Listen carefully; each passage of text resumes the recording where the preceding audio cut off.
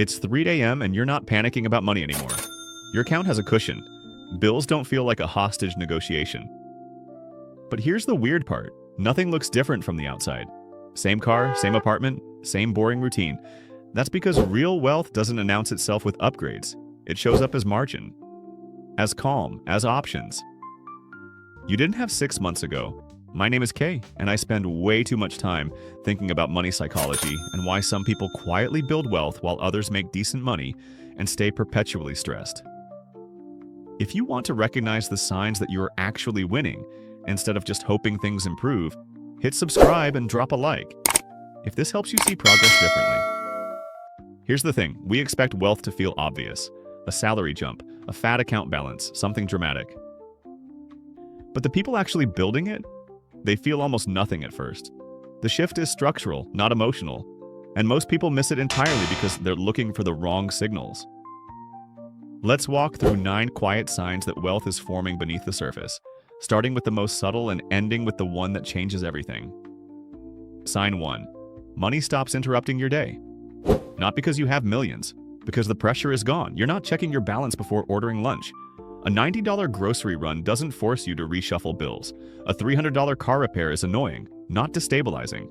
When money is tight, it's loud. Every purchase is a decision. Rent, gas, subscriptions. They all compete at the same time. You delay things, juggle dates, move balances around. The calendar becomes a financial puzzle. But when quiet wealth starts forming, the noise drops. Your paycheck lands and the plan is already set. Rent is covered. Savings move automatically. Investments happen on schedule even when the market is dull and nobody's talking about it. Here's the contrast most people miss. When money is fragile, you think about it constantly. When money is stable, you barely notice it. Not because you don't care, but because you removed friction from the system. That calm isn't accidental. It's what happens when margin replaces stress. If money has started fading into the background of your life, that's not complacency. That's the first quiet signal you're moving in the right direction. Sign 2. Your financial decisions require less willpower than before. You don't rely on discipline the way you used to. Not because you became stronger, but because the environment changed. Bills are automated. Savings happen without reminders. Investing runs on schedule. You're not constantly deciding what to do with money because most decisions were made earlier when you had clarity. This is a quiet but critical shift.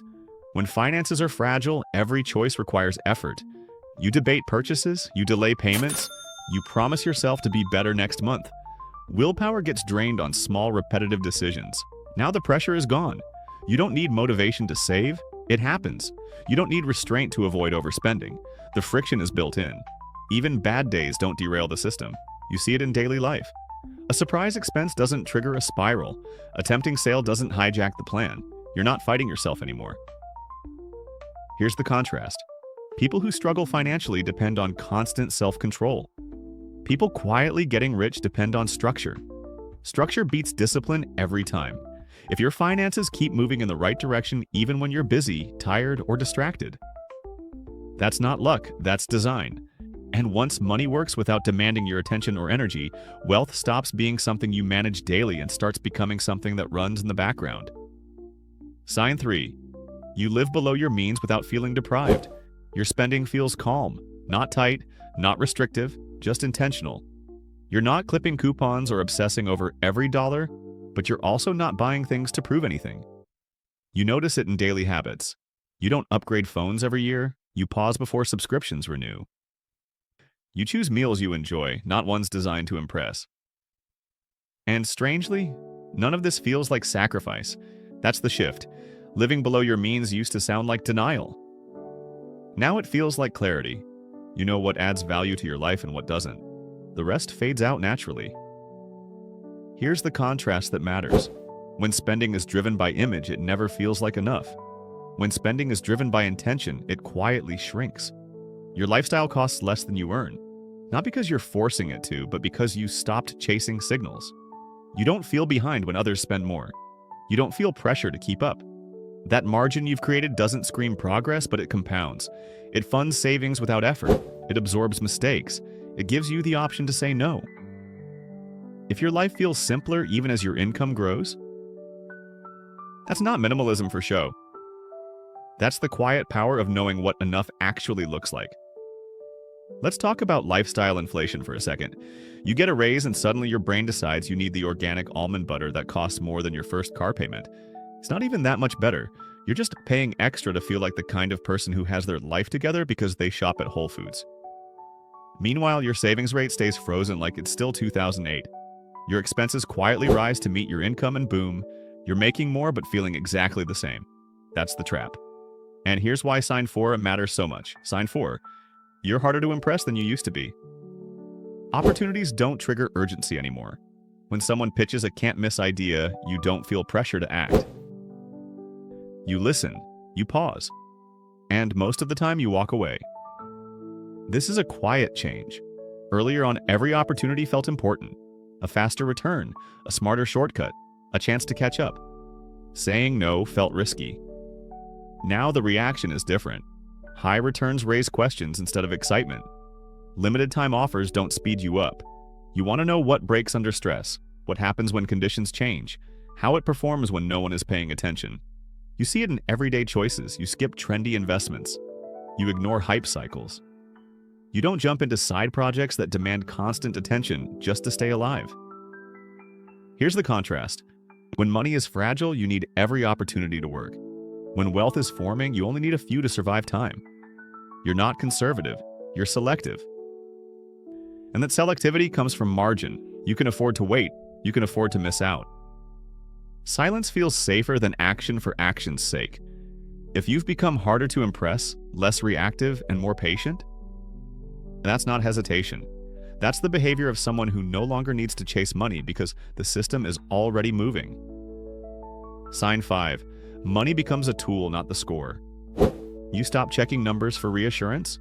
Your bank balance isn't a mood indicator anymore. Net worth updates don't change how you sleep at night. Instead, money gets quieter and more practical.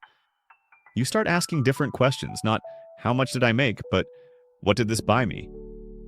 More time in the morning, less stress around bills, flexibility to walk away from things that don't fit.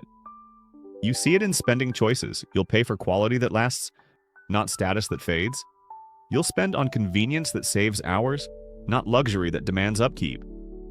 You think in terms of return, not appearance. This is where the shift becomes structural. Money isn't something you chase, it's something you assign. It funds systems, it removes friction, it protects optionality. Here's the contrast. When money is the goal, it's never enough. When money is the tool, it does its job and gets out of the way.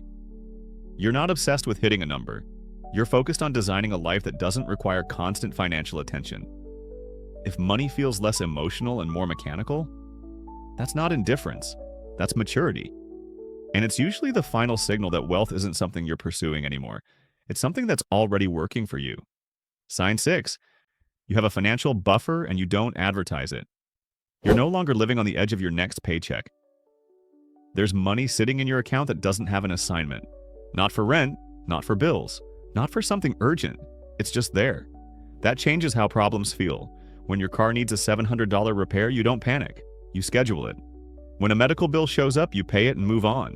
You don't need to borrow time from next month to survive this one. What's interesting is what doesn't happen. You don't talk about it. You don't post screenshots. You don't signal security. From the outside, nothing looks different.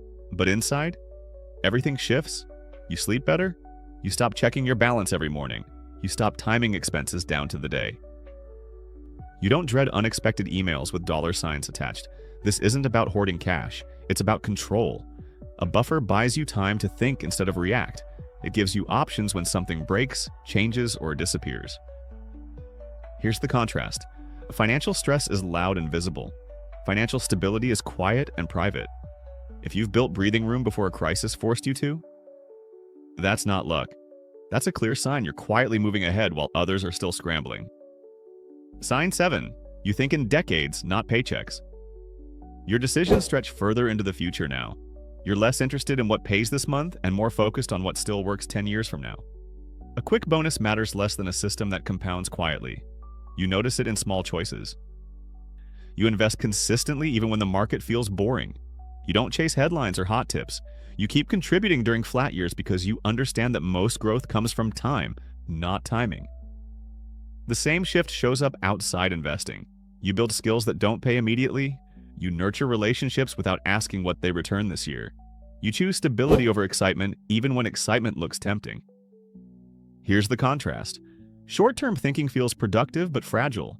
Long-term thinking feels slow but durable. When people are stuck, they ask, how fast can this work? When wealth is forming, the question becomes, will this still work when conditions change? You're willing to wait. You're comfortable being early and quiet. You don't need constant feedback to stay committed. This mindset doesn't feel dramatic. There's no rush, no urgency, just steady motion in one direction.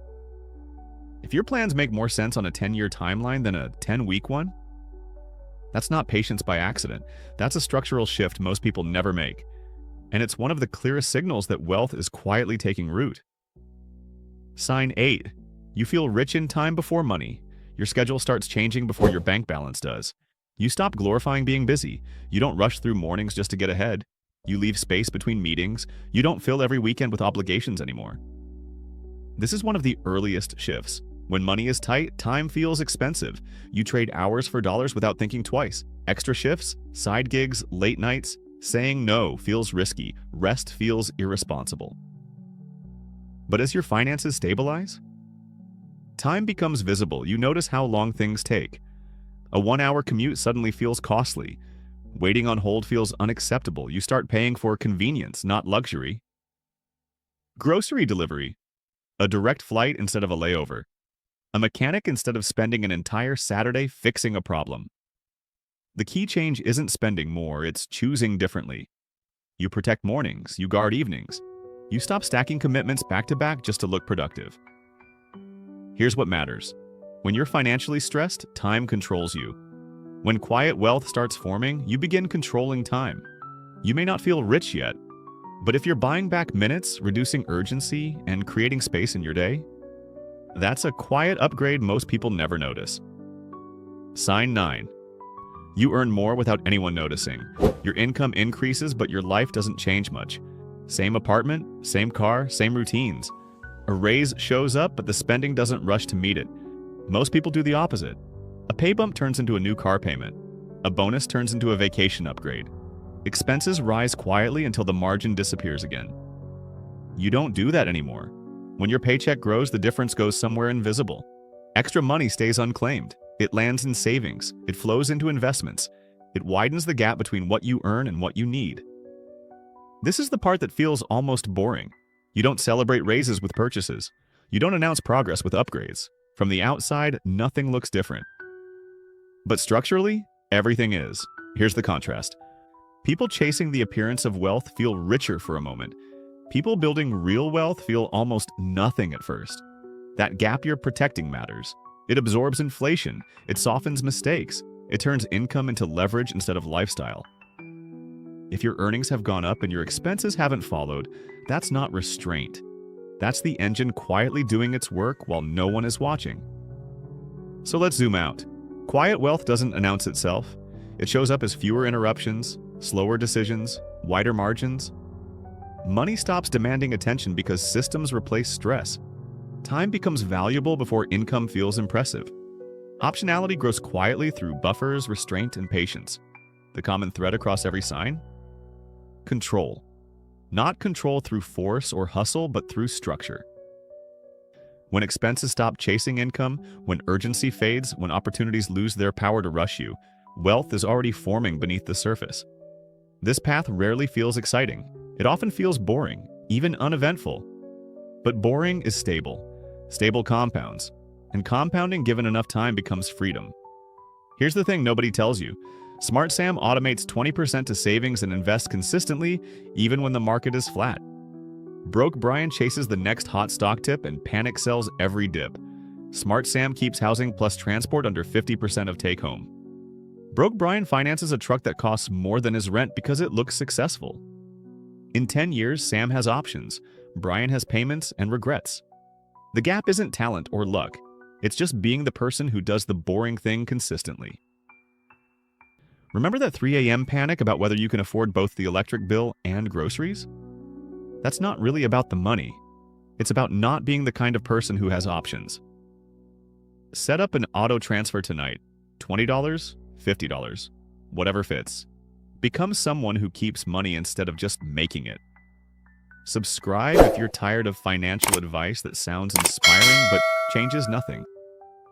Like this video if any of these signs felt painfully familiar. You're not behind. You're just finally starting to see the pattern.